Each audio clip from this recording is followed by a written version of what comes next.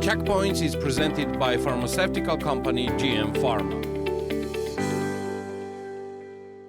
Ambassador Island Batumi received 90 hectares of sea territory in ownership. The unique project is actively developed, which offers new investment opportunities to the country and the region. Ambassador Group is completing construction works 5 years ahead of the typical time frame provided by investment agreement. Within the framework of existing investment obligations, 49% of the project area will be dedicated to the publicly accessible recreational spaces, including a 9-hectare forest park, a coastline boulevard, 3 kilometers of walking paths and sports fields, leisure spaces which provide unparalleled resources for the health, pleasure and well-being of modern society. The project includes educational and healthcare institutions, 5-star hotels, residential apartments, luxury villas, yacht club, heliports, a beach and other modern infrastructure. This historically significant project, which aims to create 2 artificial peninsulas and 1 artificial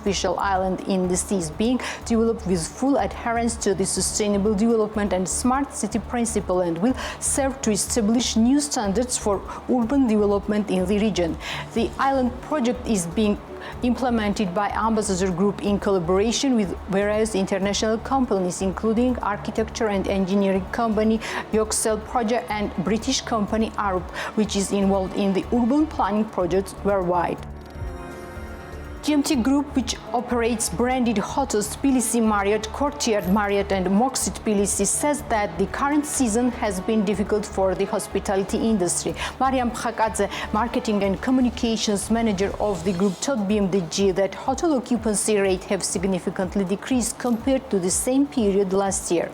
According to her, there are practically significant challenges at hotels located on Rustaveli Avenue, such as Tbilisi Marriott, while Courtyard Tbilisi and Moxy Tbilisi are operated more steadily. The dynamics of bookings are unstable. Unfortunately, cancellations have increased sharply, especially at Tbilisi Marriott.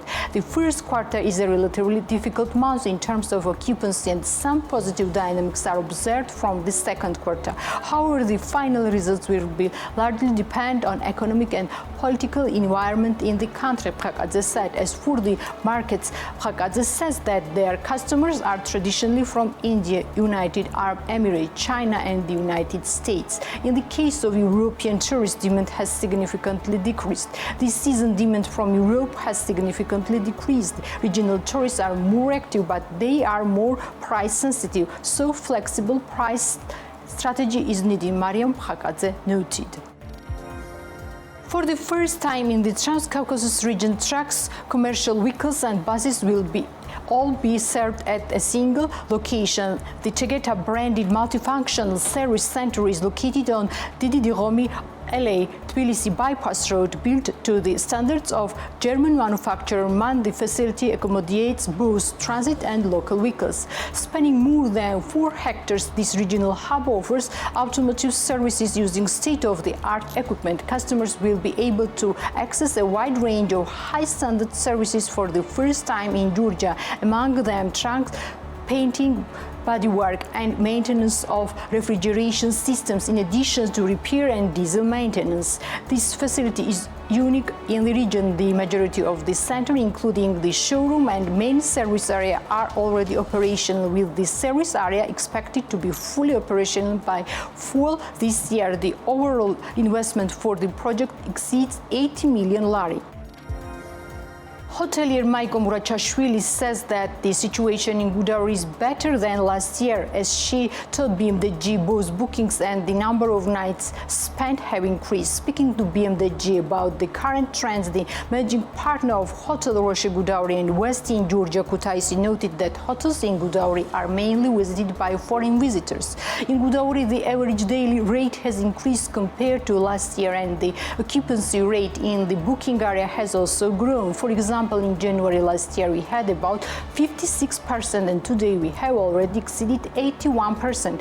Our visitors are mainly from Saudi Arabia, the so-called Gulf countries, Poland, Russia and Israel. In addition, the number of days of stay has increased compared to the last year. If last year it was 3 days on average, this year it ranges within 7 days, Murachashvili said. As for Kutaisi, according to the hotelier, the situation is difficult and the indicators have deteriorated. Unlike last year, the hotel does not have reservations for conference or other sports groups. It's unable to cover operating expenses and has switched to donation from the founders.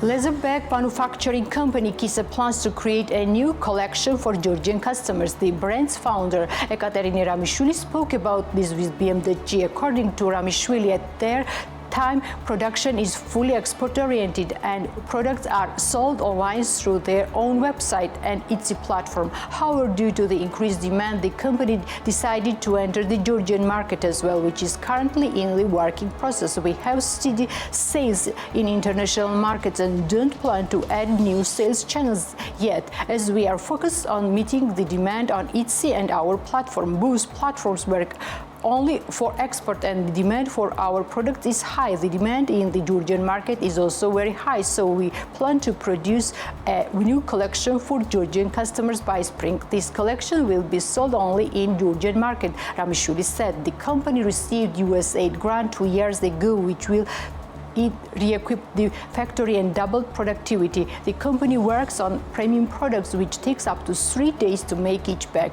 The minimum price for natural leather products starts from $180. Qisa is a Georgian brand that produces leather bags inspired by traditional Georgian leather purses. The brand creates its first products in 2018, and after 6 years, it has achieved international success.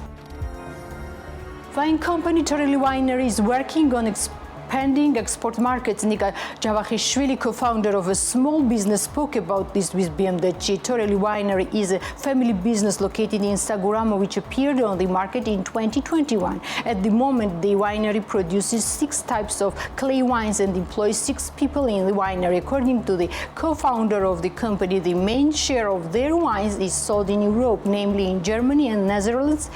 This year, the winery is planning to enter Italy, Czech Republic and Scandinavia. We are a small winery that produces from 5,000 to 10,000 bottles of which per year. We have both Cahetian varieties as well as Kartli and Emeritian varieties. We don't have vineyards. We order grapes from friendly farmers. We have a warehouse in Holland from which we can supply Europe. In addition, we are negotiating with new export markets. Wine bars are interested. We intend to enter the Italian, Czech and Scandinavian markets, although in the case of Scandinavia there are some bureaucratic issues to resolve. The goal is to exploit the HoReCa sector throughout Europe, Javakishvili said. As for the price of wine, the cost of Toreli wine is within 40 lari on the local market and over 10 euros on the international market.